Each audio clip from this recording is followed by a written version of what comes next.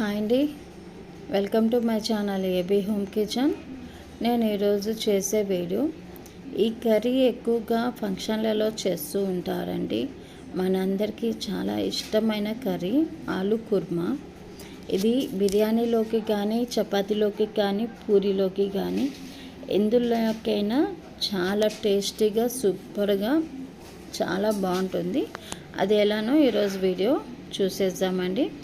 ఇక్కడ నేనైతే చూస్తున్నది కదా, ఒక మీడియం సైజు పొటాటోస్ అనేది ఆలుగడ్డలు ఒక 3 తీసుకున్నాను. అవి తీసుకొని ఇట్లా 2 పార్ట్స్గా నేను కట్ చేసి పెట్టుకున్నానండి. ఇక్కడ నేను ఆలుగడ్డలో ఒక 3 విజిల్స్ వచ్చేంత వరకు ఉడకపెట్టి పెట్టుకున్నాక ఇప్పుడు చూడండి, ఒక ఆలుగడ్డ నేను పైన ఆలుగడ్డ ఉడికింటుంది కదా, పైన ఉండే స్కిన్ అనేది దీన్ని మనం తీసేసేయాలి. ఇలా మిగతా వాటికి కూడా అన్నిటికీ కూడా తీసి పక్కన పెట్టుకుందామండి. ఇలా స్కిన్ అంతా తీసేసాక ఇప్పుడు ఒక పొటాటో ఒక ఆలుగడ్డ హాఫ్ తీసుకొని దీన్ని మనకు నచ్చిన సైజులో అనేది పీసెస్ కట్ చేసుకోవాలి.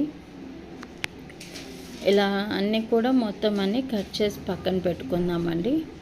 ఆలుగడ్డ అనేది ఈ వీడియో మీకు నచ్చినట్లయితే నా ఛానల్కి సబ్స్క్రైబ్ చేసుకుని లైక్ చేసి కామెంట్ పెట్టండి.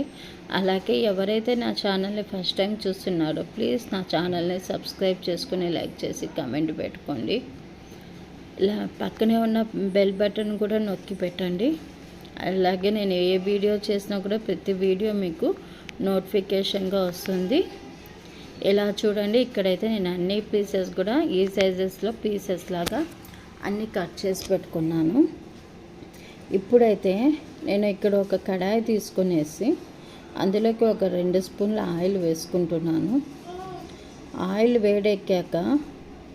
వేసుకున్నాక కొంచెం వేడెక్కాక ఇక్కడ 1 టీ స్పూన్ వరకు ఆవాలు తీసుకుంటున్నానండి. అలాగే కొంచెం జీలకర్ర కూడా వేసుకుంటున్నాను.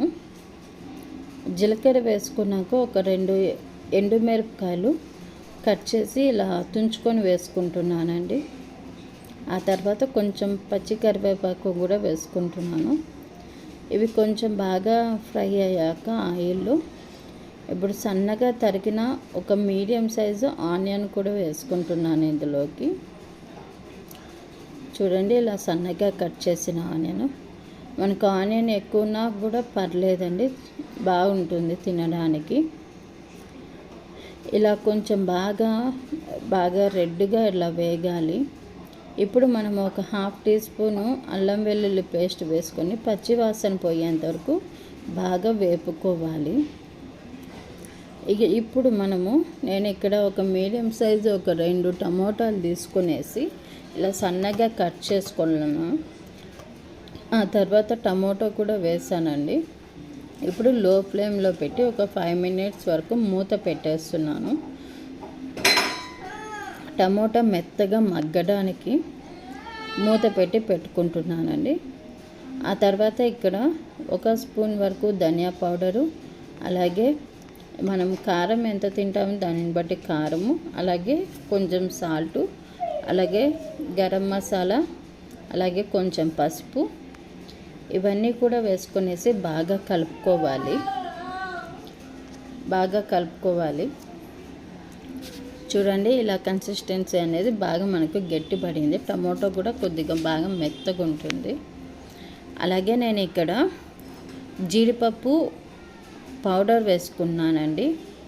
మనకి ఇది కర్రీ అనేది కొంచెం టేస్టీగా థిక్నెస్ అవ్వడానికి కొంచెం వేసుకున్నాను.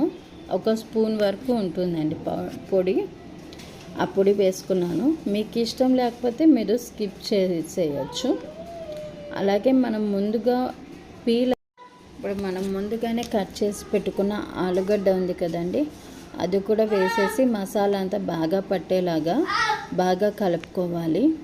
ఇప్పుడు మనకు ఎంత కర్రీ కావాలనేది అంత వాటర్ వేసేసుకొనేసి ఇప్పుడు సన్నగా కట్ చేసిన కొత్తిమీర ఇందులోకి పైన వేసేసి కొంచెం సేపు దగ్గర పడేంత వరకు మూత పెట్టేసి ఉందామండి.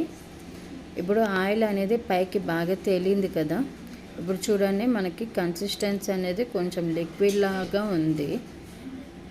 ఇంకా మనకు కొంచెం గట్టి పడాలంటే కొంచెం లో ఫ్లేమ్లో పెట్టేసి ఇది కొంచెం స్పూన్తో ఇలా ఆలుగడ్డని అనేది కొంచెం ఇలా ఒత్తుకోవడం వల్ల కొంచెం కర్రీ అనేది కొంచెం గట్టి పడి ఇలా వస్తుంది.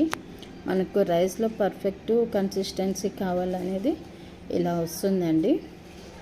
చూడండి ఈజీగా టేస్టీగా రెడీ అయ్యేలాగా ఈ ఆలు కుర్మా అనేది రెడీ అయిపోయింది వేడివేడిగా.